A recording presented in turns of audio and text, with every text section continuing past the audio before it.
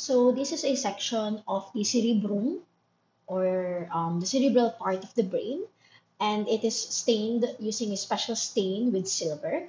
So in this case, if you want to examine neurons, it is a very good type of slide to examine because the neurons are stained black.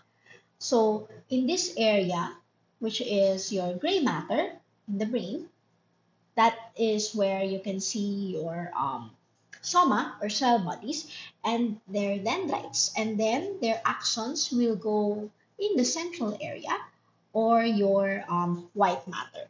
Okay, so we can try and focus in the gray matter, or where the majority of your neuron cell bodies are. So you can see here, here. And in this preparation, you can see that the cellular processes are more pronounced. Okay, so here you can see your bigger multipolar neurons in terms of structure, since there are more than one processes extending from its cell body. Okay, so again, it's quite difficult to ascertain whether these neurites or processes are dendrites or axons, but most likely they would be your dendrites because there are more dendrites than your singular axon per neuron. Okay, so again, these will be your neurons. Okay, you will have your dendrites. And then if we go deeper into the white matter, and here you can see your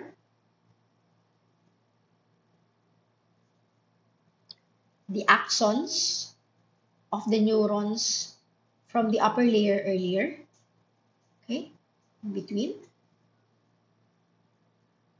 Okay, so the from layer axons, and these cells are most probably your oligodendrocytes, smaller round nuclei, because they are the ones myelinating your axons in the central nervous system.